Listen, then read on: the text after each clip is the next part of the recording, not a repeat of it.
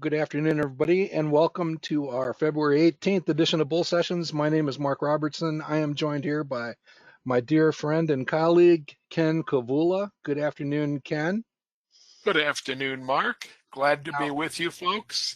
We are going to talk about investing here, but Ken did threaten to do some dancing. Might turn him loose here. Now, Ken and I and our wives went to this production this past weekend, and it is absolutely fabulous and highly recommended. You can see that we snuck some of our traditional weekly creatures onto the screen there, but it was really quite an event. We're also joined here by Kim Butcher in the back room. Good afternoon, Kim. Hello, everyone. Yeah. And how's the weather in Florida today? Raining. Well, Can't be perfect every day. Tell you, we're headed for sub-zero. I'm hearing wind chills below zero again, Ken, and hopefully this is the last hurrah. And Punk Seat is right, because we are just a few weeks away from spring, and I think I'm ready. I got a message from one of my cousins in Canada. It was 40 below there. Oh, there was a wind chill of minus 56 reported in Minnesota yesterday. I can't even imagine. So anyhow, from the theater and the weather, let's get into investing. I did borrow a couple of Michael's hits for some themes here, just playfully. But Ken, any final thoughts before we get on our way here? No, I think we've beaten this to death here, so let's keep moving. All right. We move on to our weekly reminder that Portillo's is not a sponsor of this session, but they should be. That is their most recent image from their website, where they want to make the point that there is balance. Balance is achievable at Portillo's. And down on the lower left, you can see that is from our weekend with the Kavulas.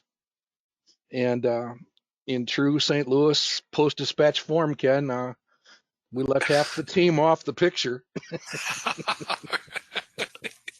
Mark's just feeling bad because he had to walk all the way up to the Grand Tier in order to see the production. Okay. It was a climb, but all the seats in there are pretty good, I got to say. But we were not in the seventh row from the orchestra like some of us that day. So anyhow, it was a great time, and again, we'll leave that for now. The chart on the lower right, we're going to actually dig in and try to explain these in a little bit more detail with somebody who actually uses them and believes that they can be more than mustard and relish and ketchup on a slide. For whatever it's worth, the Portillo's is up nearly 50% in the last few months. And that means, Kevin Galogli, I am above my cost basis. Good stuff. All right, here is our reminder that no investment recommendation is intended. We are going to talk about a number of companies. Everything we do here centers around education and demonstration of a philosophy, the methods and techniques of the modern investment club movement related to the discovery of opportunities and the analysis and the design of portfolios, which often, there are no guarantees in this business, but often experience smile-inducing levels of success. And so we're here just to share how those things happen, and we do it mostly through demonstration. Please do your own homework and make your own decision about any particular investment. If we hold a particular security or a stock, we will try to remember to disclose that. But again, it's up to you to make the decisions. If you'd like copies of the slides, if you want to watch them with Michael Jackson playing in the background while you watch them, you can do that. If you have questions or suggestions for future topics, our two email addresses are down there at the bottom of the page. Anything else, sir? I think you did a wonderful job, Mark, and we're ready for the next slide. All right, just a summary of some of the stuff going on. President's Day was yesterday. That, by the way, is a 2009 penny. I didn't know that we did that. It's a 150-year anniversary of the election of Abraham Lincoln, and I believe that's referred to as the rail splitter penny. Is that correct, Ken? Well, I know it's a rail splitter image. I don't know if that's what they call it or not, but I kind of checked out my penny jar, and I have some of these in the penny jar. So they were in fact minted and distributed. You might want to tuck those away someplace in case pennies go away, and it might actually be something you want to hang on to. Chevron is up there because Chevron is among the companies in this week's update batch, and they are chugging along, doing pretty well, enough to make Billy Bob smile there. The other major event this week for many of us is that Ardelyx reports in a couple days, and we're expecting good operating results. Kim has been peppering me with all kinds of discourse and people talking about the company. I have not actually dug in yet, Kim, to see what institutions have accumulated shares, but there was some mention of that, and let's just hope. Remember that name, Point 72? 0.72, yes, He acquired. a bunch, huh? Yeah. Cool.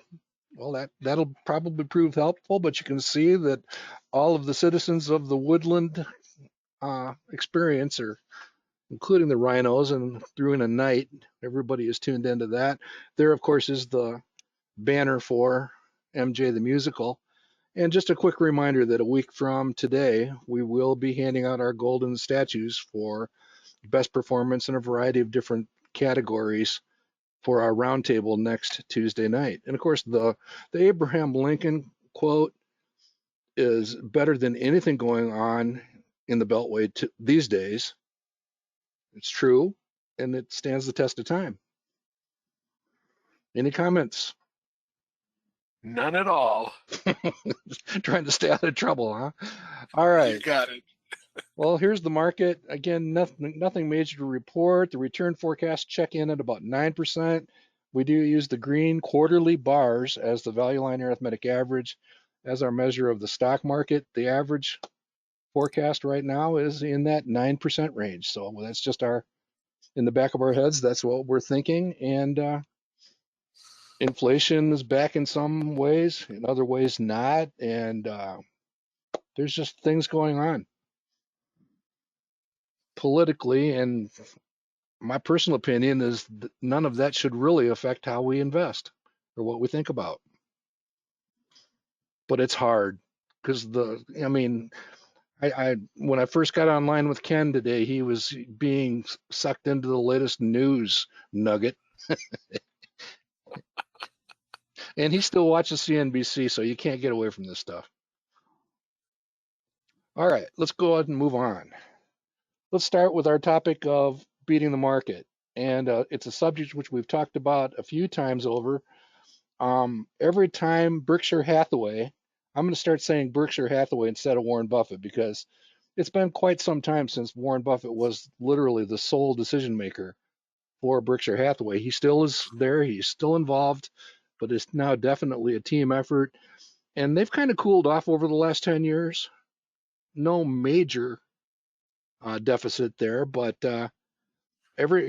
we have talked here in the past. We're going to revisit that here in a second.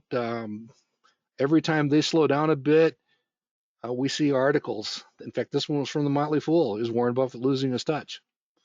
And it comes from a variety of different outlets, and it's pretty reliable. So let's go ahead and expound on that. This is that actual article. It's from Fortune magazine back in 1994. It was actually a redo of an article they had written 12 years before that, asking the same thought: how are these guys doing it? They can't possibly keep doing it. And you can actually access this article. And I've told audiences for years, I used to carry a copy of this in my briefcase. But the PDF is actually available in our forum, in the Resource Center. It's one of the featured articles at the top of the page. If you have not reviewed this article, I would strongly suggest that you do. Ken, have you done your homework for this one? I've read this article probably half dozen times at various points in my investing career, Mark, and it just says an awful lot about style versus substance, and it just reminds me that some of the things that I do as a matter of habit now are the same kind of things that Buffett does as a matter of habit, and that his firm Berkshire Hathaway does as a matter of habit.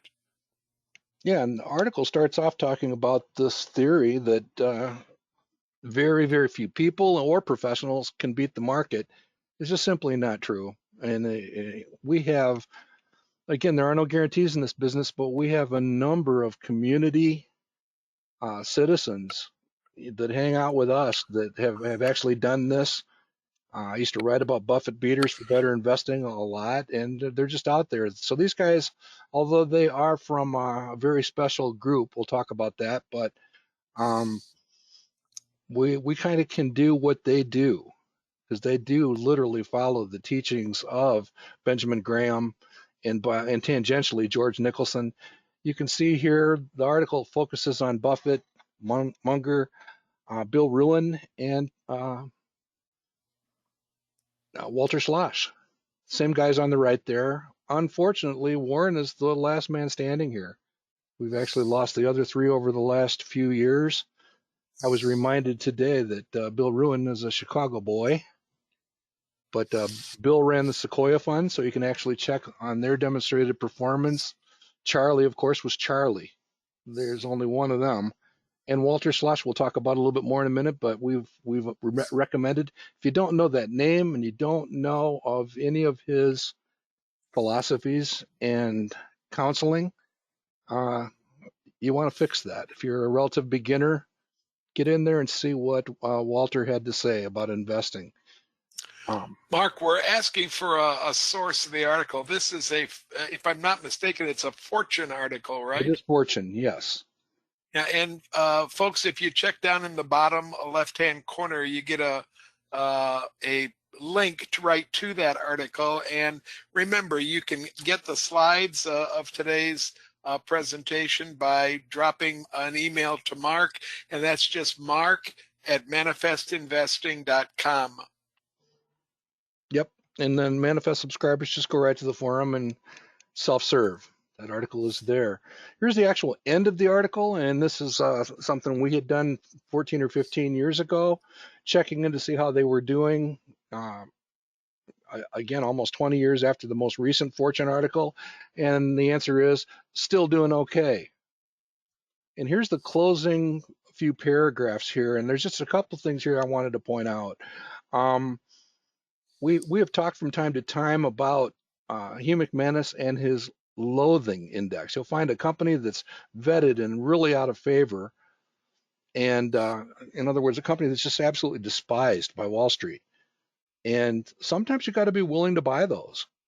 And he has a number of examples, and that's one of the reasons that the professionals have a tough time. But this is the key paragraph for me, and then I'll let you expound on it, Ken. Here, there is nothing that stops you from doing average or better. We're going to show you some evidence that suggests that. But the real truth comes down to it is a behavioral thing. It does have to do with, we'll call it character as a very wide-ranging characteristic, but this concept of discipline and patience, and that's where I'll hand it off to Ken. Well, Mark, I'm going to come at it from a slightly different angle. First of all, Buck Cole in our audience makes the point that just like with all statistics, it's very important that you start at the right time and end at the right time to get your statistics to match. So you could very easily also write an article about Berkshire Hathaway not even coming close to the S&P, depending on the time frame that you might choose. What I do think is important, though, is that many of these investments that we're looking at over long periods of time, and again, if you cherry pick, you can make what I say negative, but over long periods of time, Mark and I have looked at the performance of the S&P, we've looked at the performance of the Wilshire 5000, and we've concluded that people pay a lot more attention to those brief periods where the market is falling than they do to the lengthy periods where the market is growing substantially.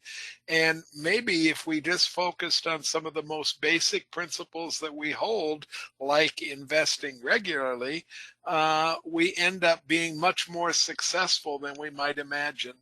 I think that patience and that discipline is exactly what that article is talking about. And those of you that are in better investing understand that the idea of patience while you're investing, discipline while you're investing, was primary to the creation of the Mutual Club in Detroit, and it's primary to the success of those of you that follow better investing methods and suggestions and ideas and philosophies.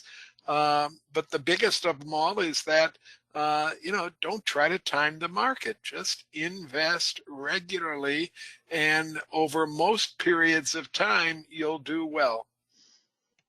Good segue to this one, Ken. This is the common thread for all those guys. Benjamin Graham was their teacher and their mentor and ultimately their colleague in investing. And that's been on the upper left. I think Kevin Galogly sent me that picture.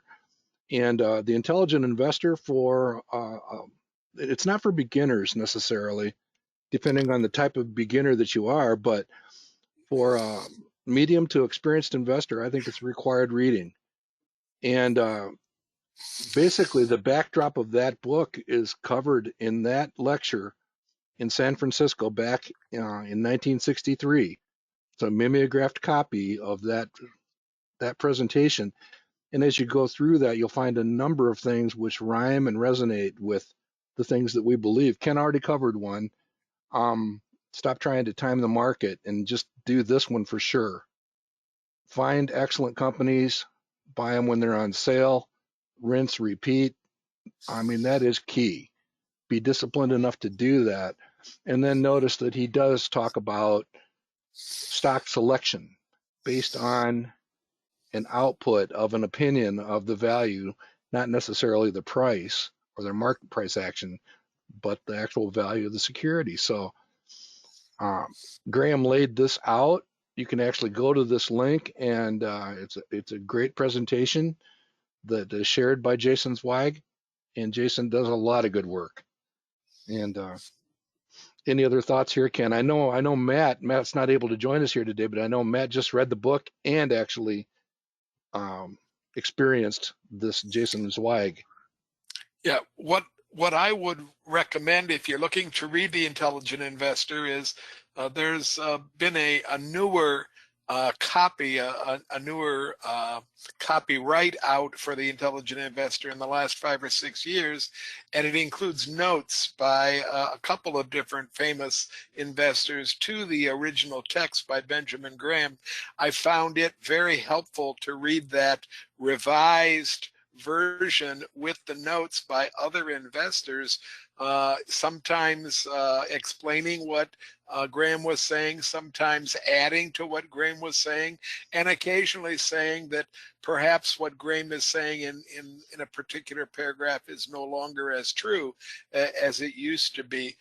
I think that number one that you put a bracket around there, Mark, basically comes down to a single word, and that's patience.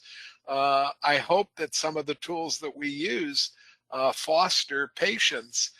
And I hope that we're learning as we do stock selection guides and dashboards from Manifest and some of the calculations of extended numbers.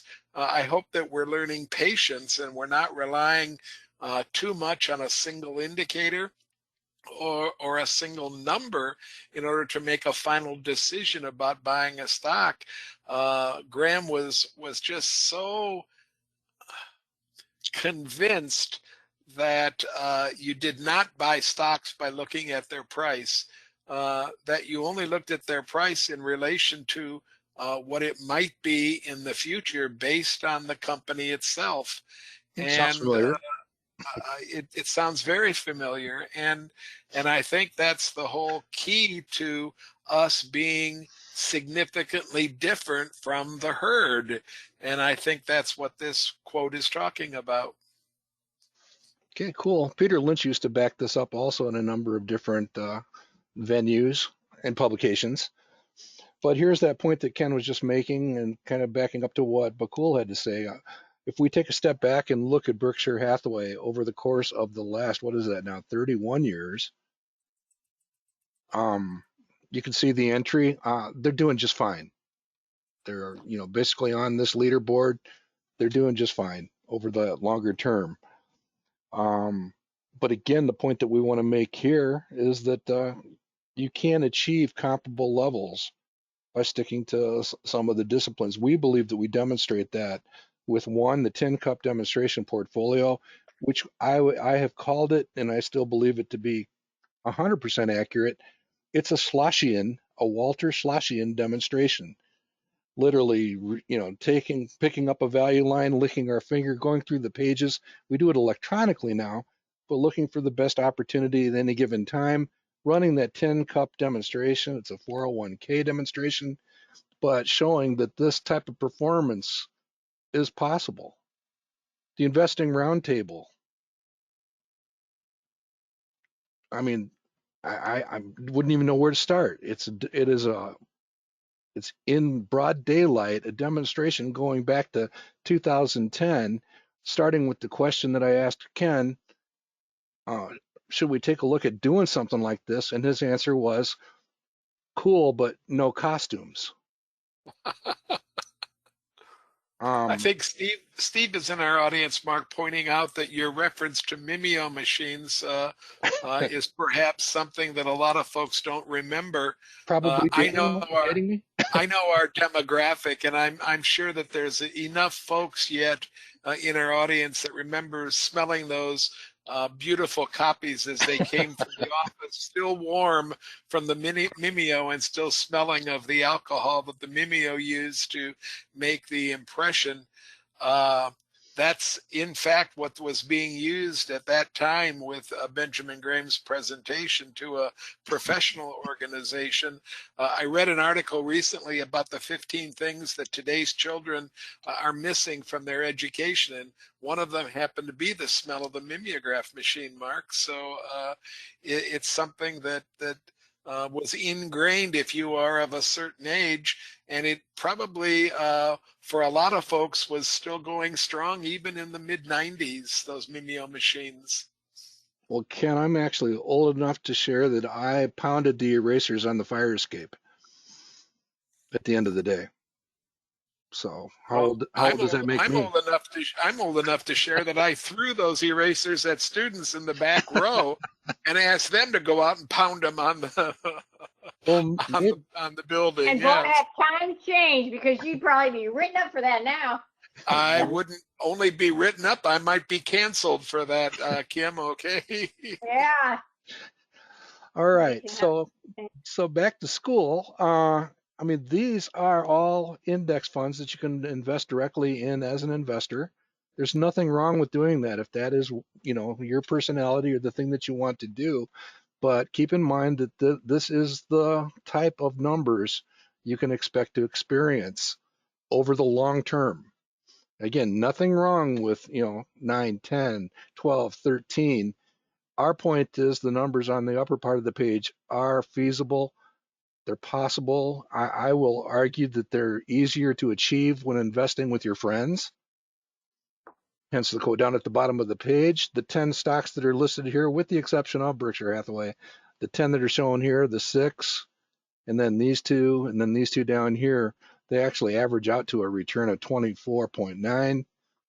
Ken, being the mathematician that he is, says, yeah, but NVIDIA is skewing that. That's true. But the math does check out for that number.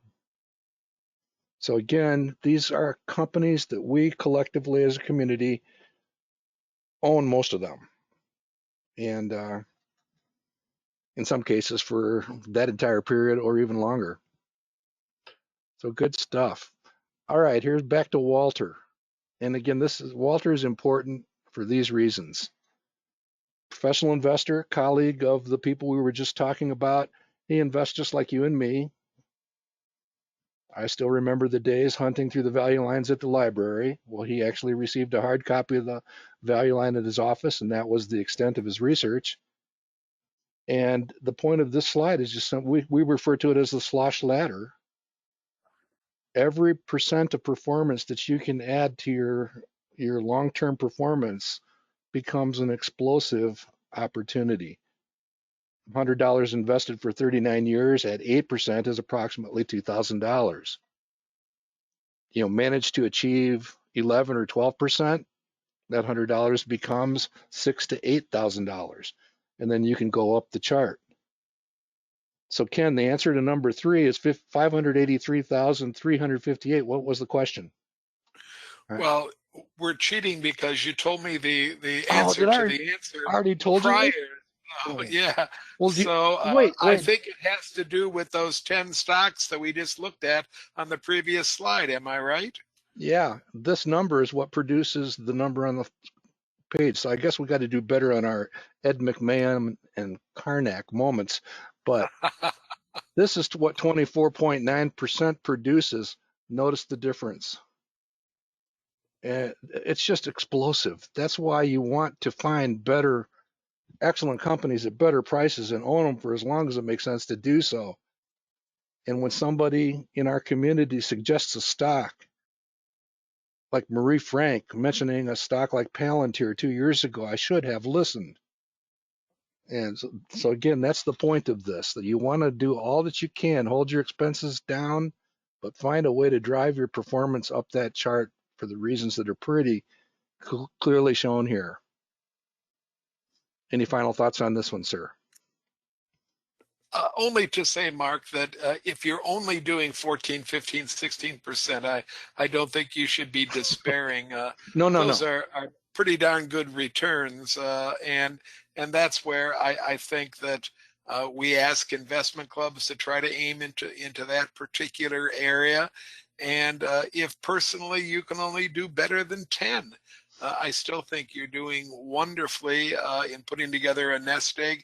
Remember, this is just $100. So add a 0 if you have 1,000, and add 2 zeros if you have 10,000. And it also perfectly captures the power of compounding. Don't miss the 39 years. That's there also. All right. So how do you get started doing this stuff? Investing with friends, Ken? Go ahead. We've been doing getting started webinars now for a couple of years, and this year we're going to do 3 webinars in the Mid-Michigan chapter. Start on March 1st. They're all going to be the same day, and they're meant, especially the first webinar, is meant for folks that are just brand new to investing or brand new to the better investing tools. We're going to start with a couple of stocks, and we're going to look at the BI core and how you can use that tool to begin to analyze the stock. We'll move to class 2, and we'll show you how you can transition with just a couple of easy presses of buttons, how you can transition from the core to the SSG Plus, and then how you can begin to decide what's important on the SSG Plus for a just past beginner stage, and then how you can add to your knowledge and keep adding different pieces of the tool as you gain more and more experience. And then the third class is going to focus on something that Mark and I both feel Better Investing has not done as noble a job on, and that's creating and maintaining portfolios. We're going to talk about using the tool to actually create the physical portfolio, and we'll give you a couple different tools where you can create those beginning portfolios. We won't just stick to the SSG Plus, but we'll look at some other tools as well. And then we're going to give you some hints on how to maintain that portfolio. I want to say publicly how proud I was of the Mid-Michigan Model Club last evening when they woke from a sleep and decided that they had too many stocks sitting with par values on stock selection guides that were less than you could get from a money market. and the courage that it took to work for close to an hour on getting some of those stocks, and not once mentioning the words capital gains, not once worried about the tax man, but sitting there and trying to rejigger the portfolio. I have never seen this club, or in fact any other club, in the space of one evening take their anticipated return and move it up 1.5 points. And that's what they were able to do by selling things off the bottom of the par list and buying things that they had small pieces of that were at the top of the par list. We'll talk about how you can do those kind of things in these three classes. All you have to do is go to the Mid-Michigan chapter website on the Better Investing homepage, and there's links where you can register for one or two or all three of the classes. We would enjoy having you there. Remember, however, Class 1 and most of Class 2 are aimed at the true beginner. We'd like to keep it to a group that is just beginning their investing journey so that they have time to ask the kinds of questions they need to ask, and we're not continually telling some of you more experienced people that's beyond the scope of this class. Okay. Thanks a lot, Mark, for the opportunity. I'll be the traffic cop. Yeah. All right. So let's talk about starting something. We just started up our next Groundhog Challenge. The standings are on the right there, and pretty volatile. It's early, a couple weeks into the contest. They're doing pretty good. 2 out of every 3 groundhogs are beating the market so far. That would be really cool if we could keep that up, gang, for the rest of the year. And with the market checking in at 1%, and the monkey, the dart tossing monkey, is kind of buried in the standings, but he's beating me. What do you see amongst the participants, Ken? Well, folks, I'm going to keep track of how many clubs are in the top 40 as we move through the year. And this is a pretty good representation of the clubs. There's 10 of them in the top 40. We are going to change the entry at number 37, the Mid-Michigan Perplexity Top 10. That was an entry we put together using an AI search engine, and we'll change that to a professional entry rather than a club entry, but there's still 10 in the top 40. And we have that broad asset group with 3 stars by their name. That means they've won this competition as a group 3 times now, and we have them sitting comfortably in first place. And if you look at the dollar totals, that's quite a lead for this early in the contest. Better than 4 points lead, almost 5 points lead this early in the contest. Kudos to Marie Frank, one of our staunchest supporters, in second place. And I promised Don every time he beat me, I would mention his name. So Don Sheets from the Wolves Investment Club in 10th place, moving from 25th to 10th, while I moved from 15th to 44th in the same thing. So Don, I tip my hat to you, and to the rest of you that are in the top 40. It's early, things are going to change a lot, but I am really, really pleased to see so many clubs in the top 40, including one of our Mid-Michigan new entries to the Groundhog, the Motivated Investors. And they're sitting right now in 26th place. That's a brand new club entry from Mid-Michigan, and we are so happy to have them in the contest. Good. Ken, I have a question for you, as this was on the, someone sent it in. Mhm. They'd like to attend 1 or 2 of those Mid-Michigan classes, but they're going to be traveling. Will they be recorded and saved somewhere like YouTube? You can be sure, I think it's from Dwight asked that question, and Dwight, you can be sure that sometime around March 2nd or 3rd, they will appear on YouTube on the Manifest Investing or the Mid-Michigan Roundtable channel. You'll get to the same channel no matter which one you use for your search. and we'll post those classes up there sometime after we finish them. March 2nd, March 3rd, sometime in that time period. So they'll be available for you to all see. Everything's free, and our goal is to be a true nonprofit and to offer education to those of you that are seeking it. All right. Thanks, Ken. Keep pressing on. Just a quick look at, speaking of just starting something, this is just a little over a year old now. Just checking in on, it's doing just fine. It's again, that money just piles up. We put in a couple $1,000s in to start it, and $100 a month, and the next thing you know, it just starts taking off. So just like the club experience for anybody, and we will be actively taking care of this portfolio in future months, future weeks.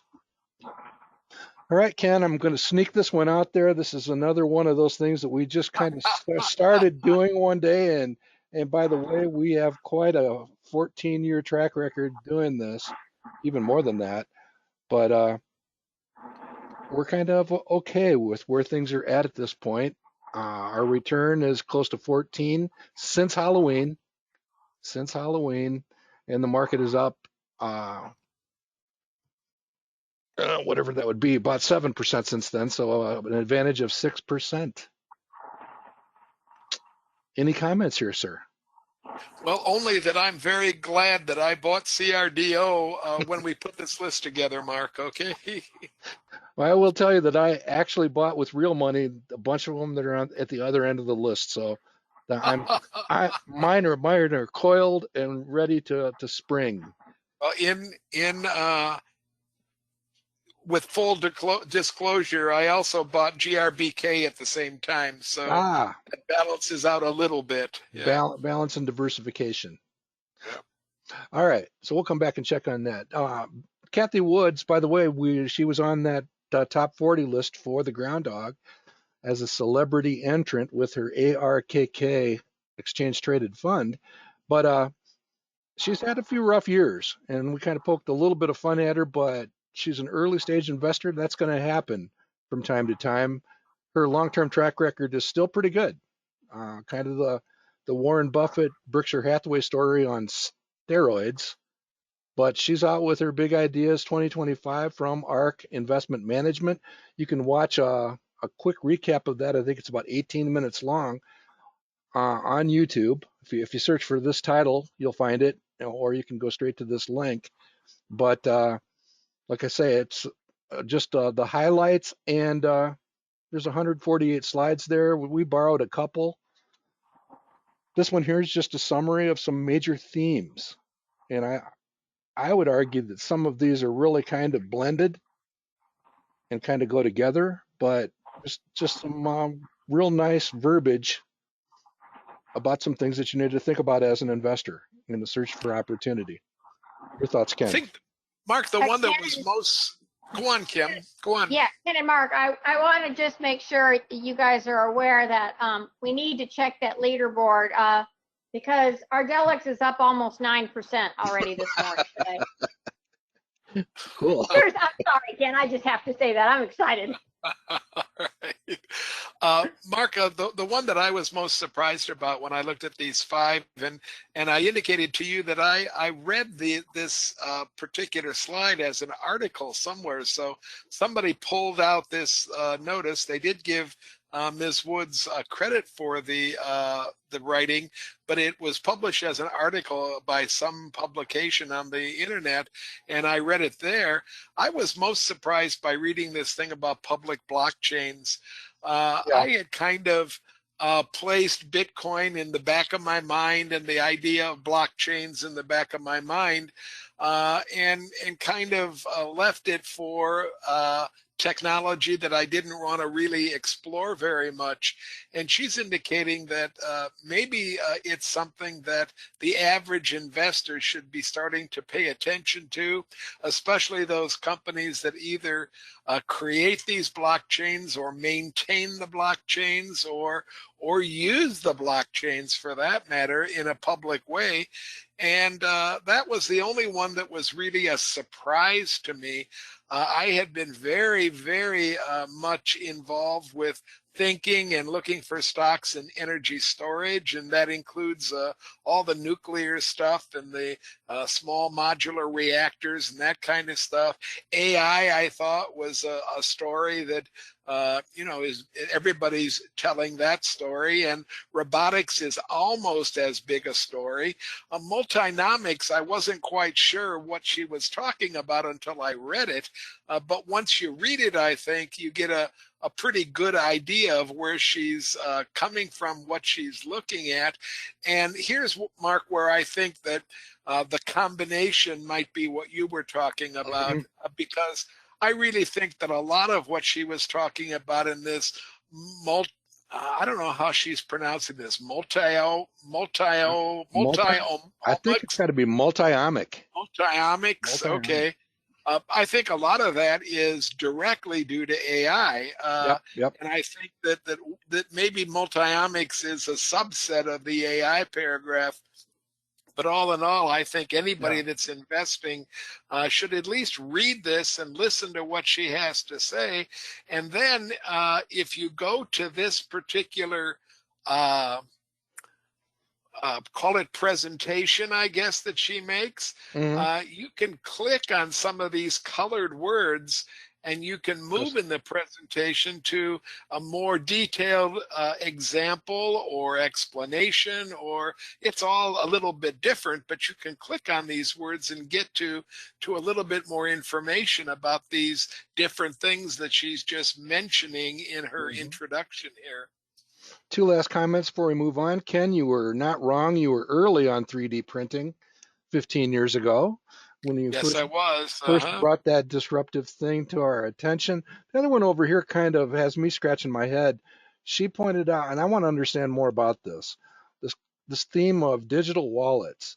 And she points out in the presentation, or her team does, that the amount of transactions on digital wallets exceeded the sum of Visa and MasterCard last year. And I want to understand that better. I'll just say I don't at this point, but it's an area that's come up in a number of searches for opportunity, and I want to understand that better. Digital wallets. Here's a look at the theme of artificial intelligence, kind of through an interesting perspective. The bespoke report is an institutional report that comes out. It's a newsletter that you can purchase. I think it's fairly expensive, but I do find that they put out some fairly interesting and provocative commentary. And in this one here, they're basically just making the point that when you hear this AI stuff and people talking about it being in the first quarter or the first inning, I kind of think this is what you might be getting a feel for. What they've done here is they're comparing the current activity with the AI, and they're using Chat GPT, some type of an index pricing on that particular component, and they're comparing it versus 30 years ago and Netscape. And that's when the first browsers, Netscape came out with one of the first browsers before Internet Explorer and all that. This was one of the first browsers in the market. And if we truly are here, my takeaway from this slide is we're just at the beginning or the front end of an interesting field of opportunity. Again, it's a small sample, but it's a compelling perspective on the opportunity. And yes, there will be bumps. I mean, just look at these. And then they apparently think that we could even be heading for one as we speak. But there will be bumps. But over the long term, that is quite a compelling opportunity to understand better. It takes me back to my days working in a management consulting role where I was playing with this brand new thing called the internet and managing documents for one of the management consulting firms. And it was just a wild exposure to this concept of a really big file cabinet that you could search very quickly and find information, called the internet. All right. Anything else here, Ken?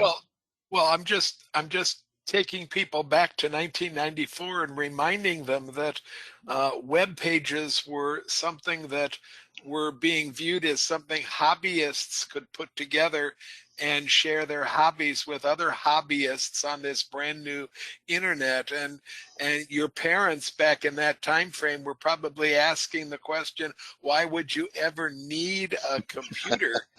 And email was something that was nothing more than a curiosity between academics in different locations throughout the world.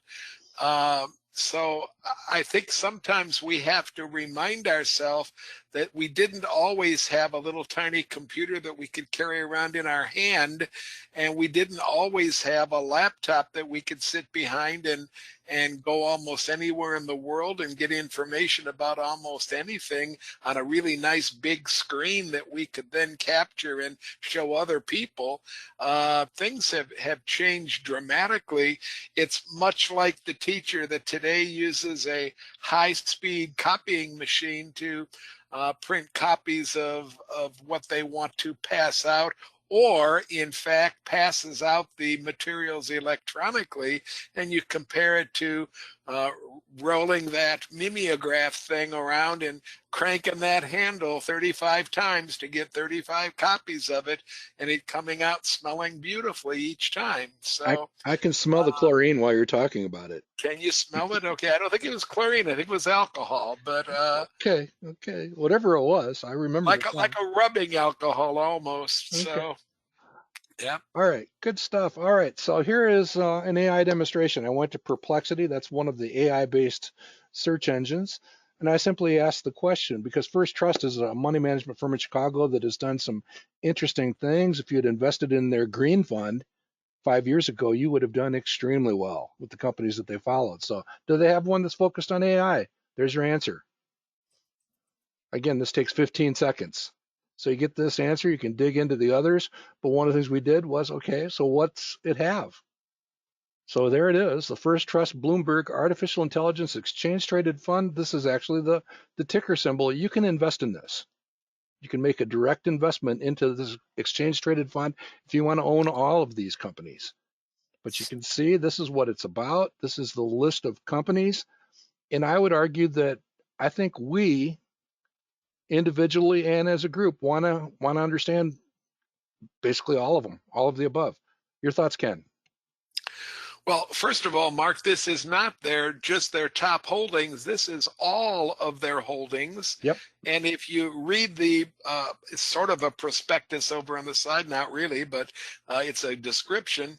If you read, they're limited to only 50 companies, and it's the top 50 based on revenue assessment and market cap coming from AI. And it reads like the Magnificent Seven. When you go down the first seven, I guess Palantir is kind of stuck in there, or kind of snuck up into that top group up there. But this is one place that if you really believe in what we're thinking of right here, this might give you a place to, if nothing else, to set some money while you're considering what else to maybe buy as an individual stock.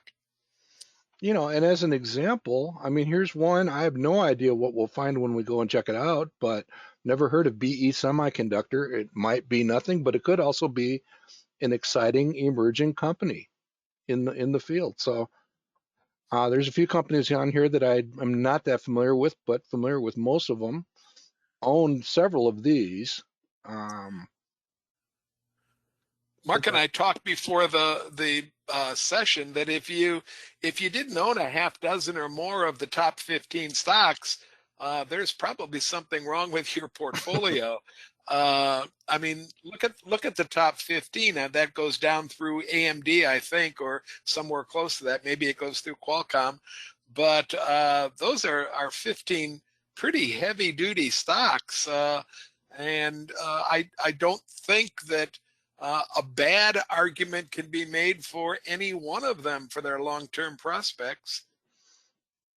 Yeah, and the only one, and I'll admit this openly, we sold our Facebook because that's what it was when we sold it. I'm pretty sure it was, and have not gone back. We sold it quite some time ago.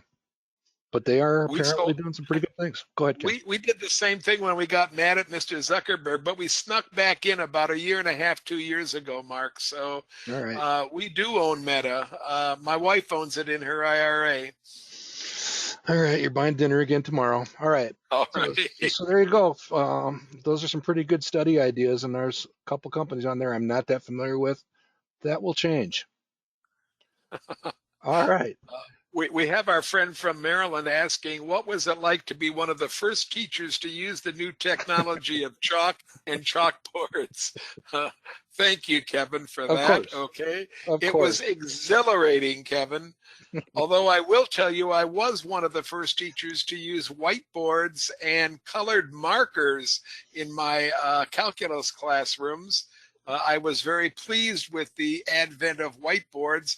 I never, after that, came home with my shirts full of yellow chalk dust on the sleeves. So that was a very nice thing to have happen.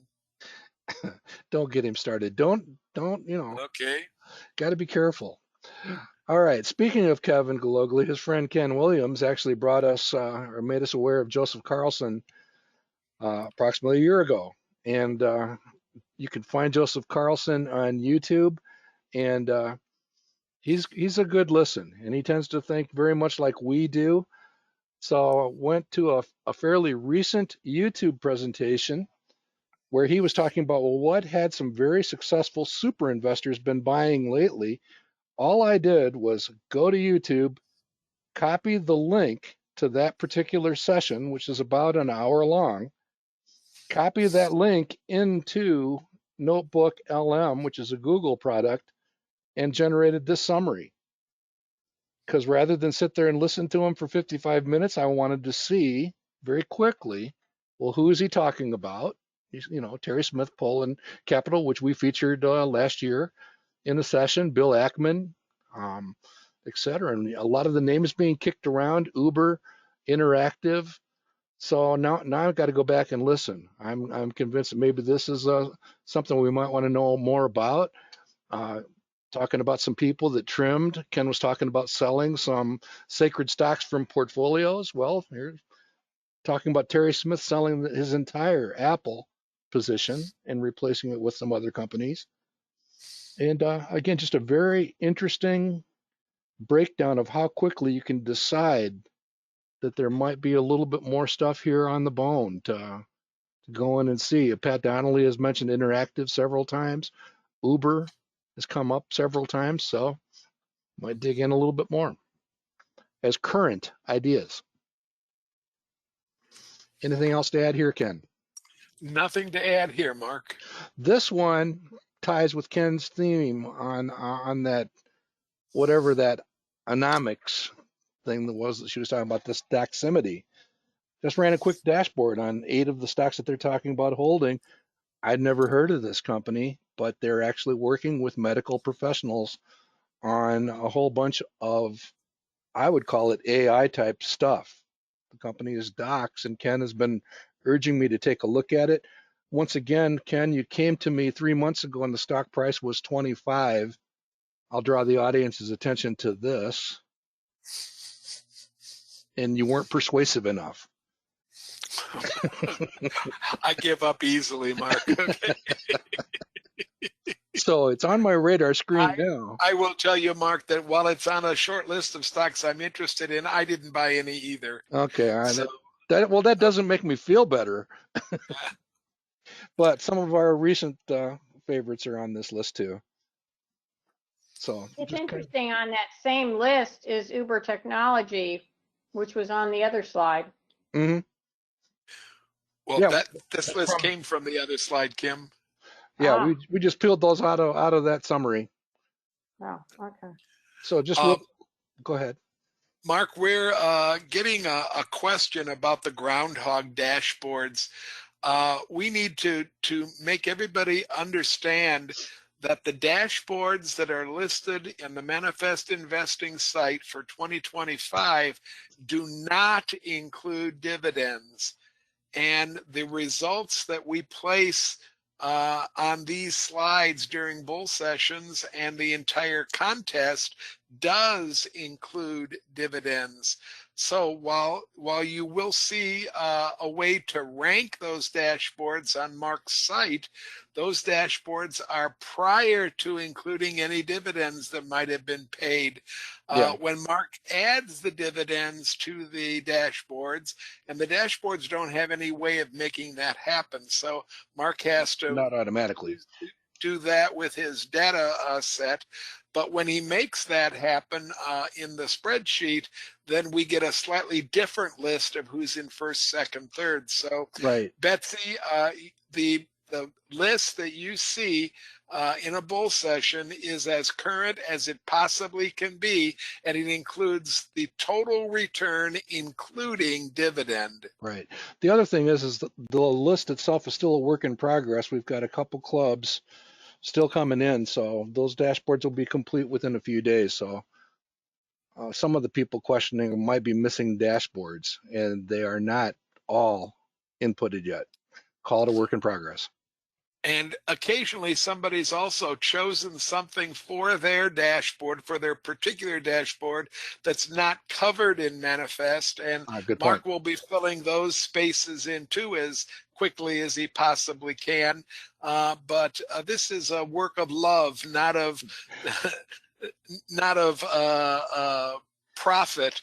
So give him some time, and remember that the prize is just the satisfaction of doing well. So, and the prize doesn't have to be announced for almost a year yet. So give him a little bit of time. A little bit of runtime involved, but yeah, and then I also would point out that many times in the past we've discovered an interesting company that is not currently being covered, added it to coverage, and then it's become uh, basically a mini computer favorite. Here's a quick look at Mark, Doximity. Mark, Betsy out in the audience would like to know if Broad Assets is one of the clubs that's missing from the website yet, because she can't find that particular listing in the list of dashboards.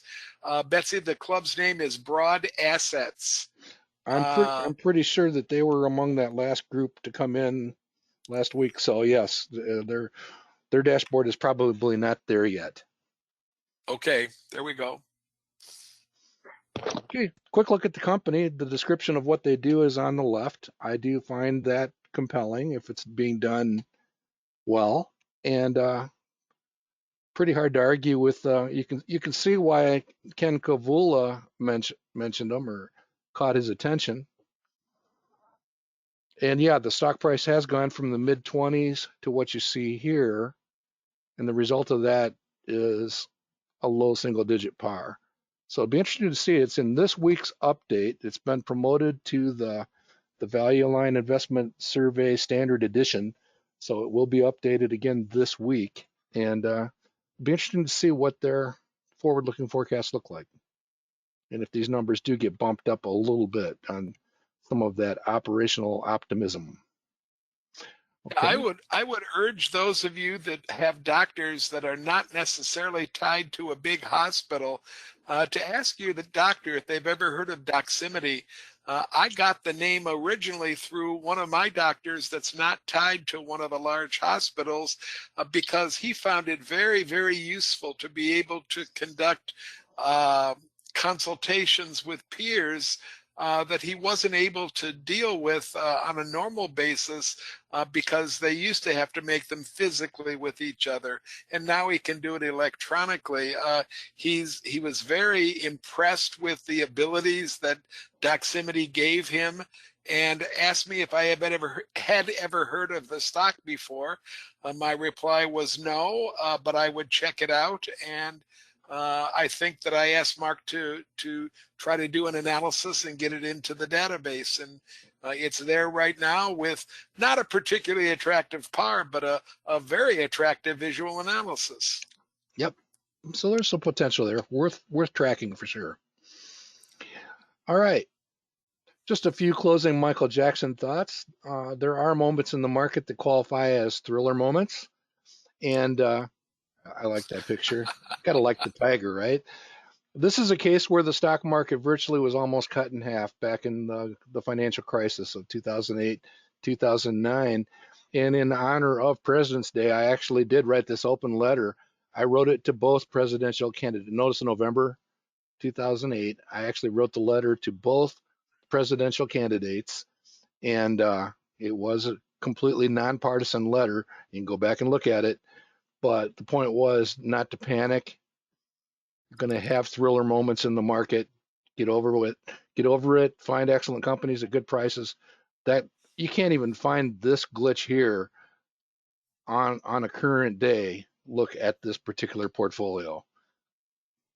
All right. And here's what I think, Ken, you were kind of referring to this earlier. We spend an awful lot of time on those red moments. Probably not enough time talking about the blue moments. This is not a new chart for the audience. But again, just that reminder that I think part of what makes us more successful is we do emphasize the blue over the red. Your thoughts? Well, I guess when the stock market refuses to recover, I will start to really worry. But so far in my investing experience, the stock market has always been able to recover, no matter how bad the downturn might possibly be. It was pretty grim in 2008, but patience and discipline kept me invested. Some of my very best investments were made during that period that I still hold on to today. And I guess that I just can't let go of this idea that if you look for great stocks at good prices and invest in them on a regular basis, that you're going to eventually be successful enough to put together a decent retirement fund. So get out there, find excellent companies, buy them when the price is right. And again, this is that other moment we've talked about a few times. I'm just going to go through it rapidly for the sake of time. I'm going to update these numbers. But with the roundtable, what we'll be doing next week, again, I'll have some fresh numbers for that. But we've made a whole bunch of selections, decisions, and we keep track of how well they do. And they check in with a rate of return of 16 or 17%. But a third of them have actually declined in value at some point. And the cumulative loss for those at the time that this slide was prepared was $39,000. But at the top of our charts, Microsoft has been selected 5 times and actually stands with the gains alone are 58,000, dwarfing that number all by itself. I think that's a better version of Thriller. And again, every time I see these numbers, I think, what in the world are we afraid of when it comes to investing? So we'll be updating this slide, and it's probably one of the most powerful slides we've ever put together when you think about the ramifications of what it means. Because keep in mind, there's about 100 other profitable positions in addition to Microsoft in that portfolio. Ken, what did I miss this time? Nothing. Okay, let's keep going. All right, and we'll close with this. Don't stop until you have enough. This is straight from John Bogle. And first time I read the book, I was a little bit disappointed that he didn't give me some deep, dark secrets to investing, but he talks a lot about life. I think it's a wonderful book. I just went back and reread it again. Not to brag, but I had the awesome opportunity of spending almost an hour in the green room at the Morningstar conference with Mr. Bogle, one-on-one, and talking about investing. He knew about us. He knew about better investing. And it was just a heartwarming conversation. And towards the end of the book, again, I trace back to that final paragraph in the Fortune article where it talks about character, patience, and discipline. Throw courage into there. And he covers that pretty well at the end also. So again, just my nostalgic moment. Enough isn't necessarily the number of zeros after a dollar sign either. It helps, but just something to keep in mind. I'm surprised to see Tom Peters' name at the top of the book, because his book, In Search of Excellence, is another bookmark that uh, I have read. In Search of Excellence, I have not read enough, but In Search of Excellence is another absolutely wonderful foundation kind of a book to read, and then to maybe reread 3 years later, and maybe reread 3 years after that again. It's just a great uh, story about what we should be valuing as we think through our lives. That's a great point, Ken. I actually have a manila folder somewhere here of a project I've never finished. And it was literally, I had a stack of value lines for the companies covered in the In Search of Excellence. I was going to go back and do a stock selection guide on, I think there's 10 companies back in that time frame, and see, see what, see how that would stack up. So I may take that on. I know I've got the manila folder here somewhere. Good stuff. All right. So with that, here's our weekly reminder that we do archive all of these sessions, whether they're bull sessions, special sessions, like the one we did for Heart of Illinois a few weeks ago. Talk about interesting moments with Bakul and artificial intelligence. Lots of good, clean fun. We archive all of these sessions here, including the roundtable. Last month's roundtable is available there on the right. Here's your reminder about next week's roundtable. It is our black tie, red carpet affair. But for those of you out there, you can find your favorite beverage and attend in your jammies. Although I'm inclined to believe that many of the attendees on the actual physical Academy Awards come in their jammies too. And we'll close with this one just because I think he had a great smile. I think those two capture it pretty well. So thanks for a wonderful weekend, Ken, and I hope the audience has enjoyed our brief excursion through the collection of Michael Jackson. Good afternoon, everybody. Great to have you with us. Take care. See you next week. See you next week.